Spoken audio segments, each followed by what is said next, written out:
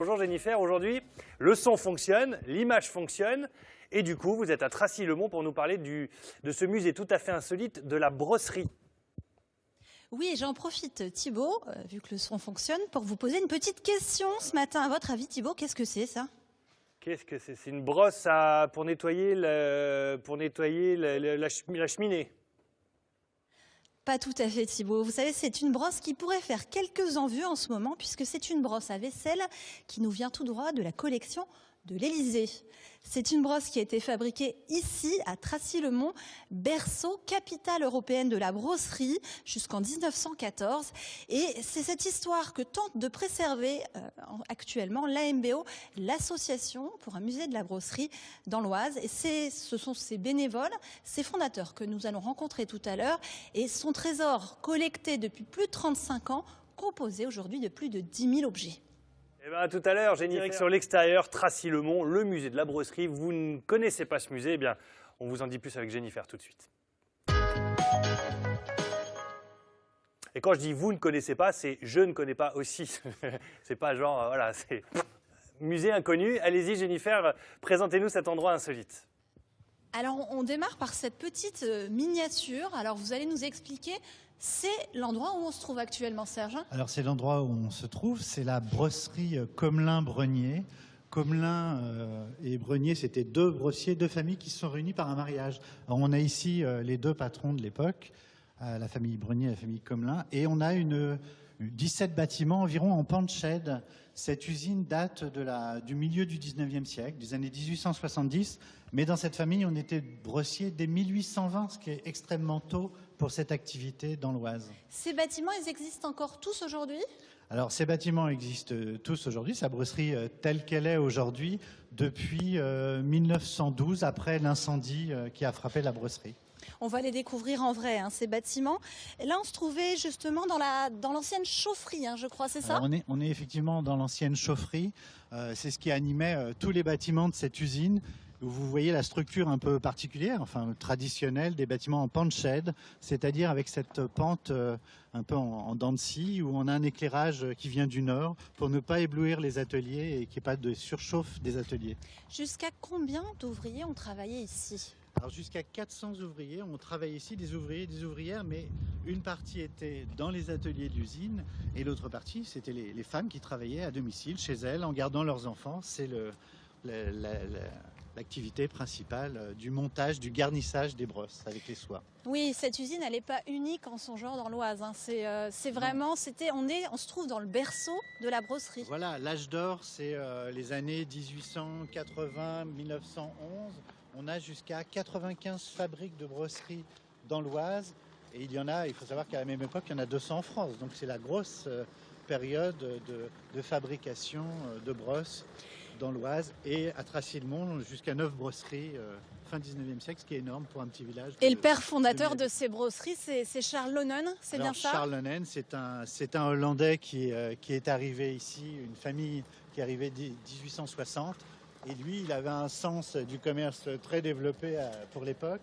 Et il a fait vraiment un petit empire jusqu'à être le premier exportateur de brosses de luxe aux États-Unis.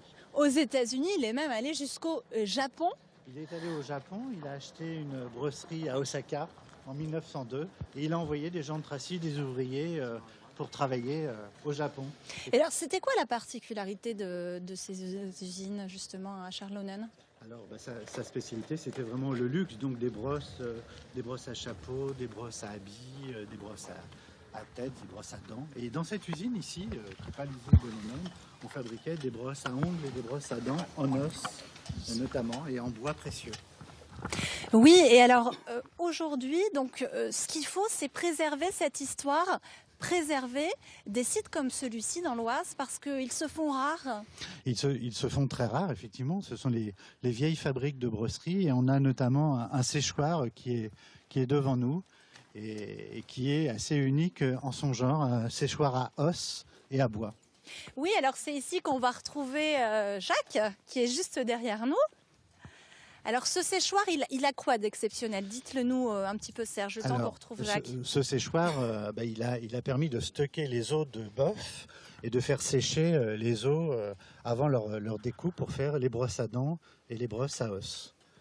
Oui, alors ce séchoir, on va y entrer. On va pas aller trop à l'intérieur parce que justement, hein, il tombe un petit peu en décrépitude. Alors, Jacques, vous allez peut-être nous parler un petit peu de ce séchoir. Vous êtes aussi, vous, bénévole dans cette association, l'AMBO. Oui. Est-ce que vous pouvez nous parler un petit peu de ce séchoir et de l'état dans lequel il se trouve aujourd'hui? Écoutez, comme vous pouvez voir, il est beau, sympathique, etc., mais en mauvais état. Et donc pour nous, le problème est suivant, c'est qu'il faut faire des travaux relativement importants et rapidement. Et rapidement, oui, on va le voir, hein, on va passer un petit peu sur le côté. Là, c'est quoi qui pose problème? C'est Si sa vous voulez, toiture, c'est ça? Alors d'une part, il y a la toiture. On a fait venir un cabinet d'architectes qui nous a dit qu'effectivement, maintenant, le bâtiment était insalubre, qu'il fallait absolument faire des travaux de préservation pour au moins le sauver 2 années, et ensuite faire des travaux beaucoup plus conséquents. Qu'est-ce qu'il faut pour le sauver, ce bâtiment, aujourd'hui? C'est l'argent qui manque? Alors, effectivement, pour refaire un bâtiment comme celui-là, c'est environ 100 000 euros. Mais là, il y a une possibilité qui se dessine, ce serait il y a une association qui s'appelle Un Château pour l'Emploi, et on a rencontré les responsables. Et donc, on pourrait avoir un chantier... On en reparlera peut-être tout à l'heure, un chantier participatif. Hein, non, ça là, pour, c'est pas... chantier d'insertion. Là, ce sera un chantier On en d'insertion. reparlera peut-être tout à l'heure. On vous retrouve tout à l'heure, alors dans un endroit un petit peu à l'écart, au mini-musée de la brosserie. Avec Je vous en dis Jennifer pas qui plus, à nous tout à attend l'heure. à Tracy-le-Mont, le musée des brosseries, s'il vous plaît. Alors Thibaut, nous sommes toujours à Tracy-le-Mont, mais à quelques centaines de mètres de la Cité des Brossiers. On est où là, Serge? On est dans le mini-musée des brosseries de l'Oise. Et alors c'est ici l'antre où se trouve tout votre trésor, hein, ou presque tout votre trésor, et d'ailleurs on le voit, ça brille. C'est incroyable, de quoi s'agit-il Alors, ici? il s'agit d'une brosse avec des incrustations de nacre. C'est un ramasse-miettes. Et le travail de la nacre, il est à l'origine des savoir-faire de la brosserie dans l'Oise. Oui, parce qu'à l'époque, les brosses, c'était vraiment des objets précieux, comme ce qu'on peut retrouver dans ce... Très précieux. On est vraiment dans le travail du luxe et de matières exceptionnelles, comme l'écaille de tortue, par exemple. Et là, on a une partie d'une collection en écaille de tortue. Et il faut se souvenir que lorsqu'on construisait les premières Citroën, on disait qu'une collection complète en écailles de tortue avait la valeur de ces premières Citroën. Oui, c'était soit des brosses, soit une voiture. Voilà, il Choix fallait faire un difficile. choix. On va tout de suite aller voir ce qui se trouve dans cette deuxième pièce, hein, du musée des brosseries. Et on retrouve ici Nicole. Bonjour Nicole. Bonjour. Alors Nicole, c'est par vous, on peut le dire, que tout a commencé, hein, que la vie de l'AMBO a commencé. Alors l'AMBO, c'est quoi? C'est l'association Pour le musée des brosseries de l'Oise, parce que très vite on s'est aperçu que la brosserie concernait Tracy, mais aussi beaucoup de villages, une centaine de villages dans l'Oise. Et alors tout a commencé par cette malle. On va l'ouvrir tout de suite et racontez-nous son histoire. Alors cette malle, je l'ai trouvée en arrivant dans la maison de mon grand-père à Tracy, dans le grenier. Et mon père était encore là, donc je lui ai demandé mais qu'est-ce que c'est que cette malle? Et en fait, c'était lui qui l'avait récupérée à la fermeture de l'usine en 1932. La fermeture, c'est entre 28 et 32. Combien de modèles de brosses on pouvait trouver dans cette malle? Une centaine, apparemment, une centaine d'objets qui étaient là rassemblés avec les étiquettes. Hein. Tout était prêt pour le représentant de commerce. Oui, parce qu'il y a plusieurs étages. Hein. Vous Alors, me filez un petit il coup de y a, main, bien sûr, Serge? il y a 8 clayettes comme ça de ce niveau-là. Je vais la pousser. Et donc, il y avait une centaine de brosses, des brosses en ivoire, des brosses en ébène, et puis des objets un peu différents, comme on peut le voir ici. Qu'est-ce que c'est, ça? Alors ça, c'est pour les gants, pour écarter les doigts pour les gants. Là, vous avez par exemple une très jolie brosse de bain pour se frotter le dos. Alors, elle a la particularité... Ça, on connaît ça. Oui, oui. Elle a la particularité d'être en soie de porc, en soie animale, et en soie végétale, en tampico. C'est pour ça qu'on a 2 couleurs comme ça. Elle gratte bien le dos. Et alors là, ici, alors celle-ci, elle est fabuleuse. C'est une brosse de voyage, une petite brosse à tête, comme on les appelait, de voyage, avec son écrin d'origine d'ailleurs. Mais alors attendez, mais il voyageait beaucoup alors? C'était de quelle époque ça, cette Alors petite brosse ça, de voyage? c'est le début du XXe siècle. Voilà.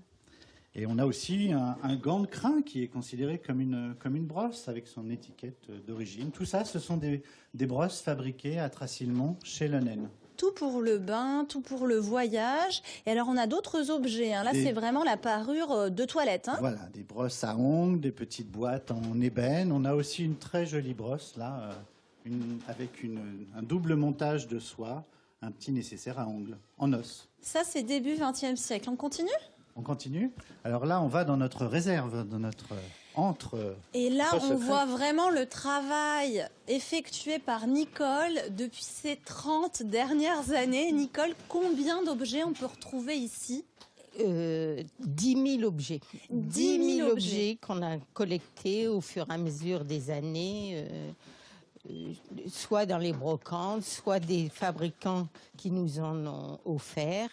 Et par exemple, Monsieur Loyer de Mouy nous a offert toutes ces boîtes numérotées. Là, c'est Monsieur Loyer qui nous a offert toutes ces brosses. Alors, elles contiennent uniquement des brosses à dents, c'est ça? Pas forcément, il y a aussi des petites brosses de visage, enfin, il y a des brosses à dents en bois. Selon les boîtes que l'on trouve, ce sont des boîtes aussi de représentants. Oui, voilà. Oui, c'est vraiment des collections incroyables. Et maintenant, c'est vrai que tout ce qui manque à ces collections, on peut le dire, c'est un espace pour les présenter au public. Alors l'espace, on l'a trouvé, mais il faut encore l'aménager avant de pouvoir ouvrir un centre d'interprétation de la vie ouvrière des brossiers de l'Oise. Et alors justement, ce futur musée des brosseries devrait se situer à la Cité des Brossiers, où on était tout à l'heure, et on vous retrouve dans quelques instants. Eh ben oui, à tout de suite, Jennifer. On vous retrouve dans quelques minutes. Avec encore des objets. Ah bah non, alors ça c'est un fémur. Ah oui, c'est un fémur, et je faisais un petit peu de musculation là en attendant, Thibaut. C'est un fémur de bœuf, et je peux vous dire que ça pèse quand même. Alors à quoi il servait, ce fémur de bœuf? Il servait, alors il était découpé. On les séchait d'abord dans les séchoirs à os, les os, qui arrivaient d'Argentine souvent. Et puis ensuite, on les découpait pour en faire ici, dans cette usine, des brosses à dents et des brosses à ongles. Oui, on en voit plein derrière nous, des tonnes. Ça, c'était quelle brosserie là derrière nous? Alors ça, c'est la grande brosserie Lonen de Tracy. Et donc c'est un séchoir qui était gigantesque. Et vous voyez la quantité d'os qui était stockée pour être séché, puis ensuite travaillé, découpé, percé. Oui, alors ça justement, on va le voir ici. Alors ici, c'est un endroit un petit peu différent. Donc on voit d'autres matières premières. Vous pouvez nous les décrire? Voilà, ici on est dans l'atelier de la brossière en fait. Alors on est à domicile, hein, les femmes travaillent à domicile. Et le patron leur amène tous les 15 jours les matières premières pour fabriquer les brosses. Donc on a par exemple le lin qui va servir à entrer dans les brosses, dans les trous de contreperçage. Là, on a du nylon, parce que c'est un peu plus moderne. On a des petites brosses à ongles. Donc, elles avaient le lin, ensuite les soies. Alors, ce sont des soies animales, souvent des soies de porc. Oui, et elles étaient payées, je crois, au trou. C'est ça. Elles étaient payées au trou, comme ça, à la pincée, on appelle aussi. Oui. La pincée de soie. Et alors là, il y a des brosses assez exceptionnelles. Oui, alors il y a une brosse, notamment que vous vouliez évoquer auprès de Thibaut, je crois. Oui, je crois, oui, ça pourrait peut-être l'intéresser. Alors, c'est la brosse? C'est la brosse des amoureux. La brosse des amoureux, elle était offerte dans quelle occasion? Alors, à l'occasion d'un mariage, on pouvait alterner les soies foncées et claires et ainsi noter les initiales des mariés. On le voit, il y a beaucoup de choses vraiment qui pourraient venir s'installer dans ce musée et être présentes à l'avenir au public. Mais bon, pour le moment, le musée, ça reste un projet. Alors, c'est un projet. Bon, on a une petite installation, mais il reste de gros travaux à faire. On a notamment nos verrières à changer. Et ça, c'est un gros chantier. Il faut trouver les financements pour ça. Et ce musée, vous aimeriez l'ouvrir au plus grand nombre. Alors, Anne-Gaëlle, on va en parler avec vous. Oui, en fait, on veut faire de ce musée un musée inclusif. C'est un peu la rencontre de plusieurs associations, comme tout sur ce site. Et là, c'est la rencontre du musée des brosseries de l'Oise. C'est aussi la rencontre de l'association qui s'appelle le Réseau Bulle, qui est une association qui regroupe des parents autistes, des parents d'enfants autistes, des professionnels de l'autisme sur la région de l'Oise. Et on est parti de problématiques réelles, c'est-à-dire que pour les familles, il faut des endroits où on peut venir, où on peut socialiser les jeunes, où on peut se retrouver. Et puis on est parti aussi de besoins qu'avaient ces familles, notamment en termes de secourisme. Et là, on a un projet qui est vraiment en train de prendre naissance, puisque aujourd'hui même, dans nos locaux, on a des gens du SDIS, donc les secouristes de l'Oise, qui sont là pour venir voir avec des gens du réseau Bulle une information que les parents pourraient faire à destination des secouristes sur les autistes. Et en retour, les pompiers vont également faire une information auprès des autistes. Le but, ce serait en effet d'ouvrir ce lieu, de faire en sorte de mieux comprendre cette maladie. De mieux comprendre l'autisme, qui n'est pas une maladie, mais et surtout d'ouvrir véritablement, de pouvoir créer vraiment la société comme ça. On fait à notre petite échelle ce que devrait être la société, c'est-à-dire la participation de chacun. Chacun vient vers l'autre et c'est pour ça que c'est vraiment très important pour nous qu'on puisse se poser comme ça. Ouvrir ce musée à tous et à toutes et leur proposer aussi des chantiers participatifs comme ici. Alors, Serge, racontez-nous un petit peu ce qui se passe et à qui sont destinés ces chantiers. C'est comme ça qu'on avance depuis un an, depuis qu'on a investi les lieux avec des chantiers participatifs qui ont commencé entre copains, mais sur une année, finalement, on a réuni 75 personnes, c'est-à-dire 2000 heures de travail pour embellir le lieu dans un premier temps, et on lance les travaux avec le bon vouloir des uns et des autres, des habitants, des gens du Compiègnois qui viennent nous rejoindre, les copains des copains. On va aller les déranger un petit peu. S'élargit. Là, je vois Elisabeth qui est en train de trimer. Là. Bonjour Elisabeth, regardez, je vous donne un petit micro. Merci. Alors Elisabeth, qu'est-ce que vous êtes en train de faire là? Et ben là, on est en train de poncer la brique et le ciment de manière à rendre un peu plus propre les lieux. Puis après, on s'attaquera aux barreaux pour éventuellement les repeindre dans une couleur qui ira bien avec la Cité des Brossiers, on espère. Il faut la choisir, la couleur. Pourquoi il est important pour vous de participer à cette Cité des Brossiers? Parce que je trouve que c'est un lieu qu'il faut sauver. C'est la mémoire du village. Puis c'est un moyen aussi de fédérer tout l'ensemble du village. On se retrouve ici.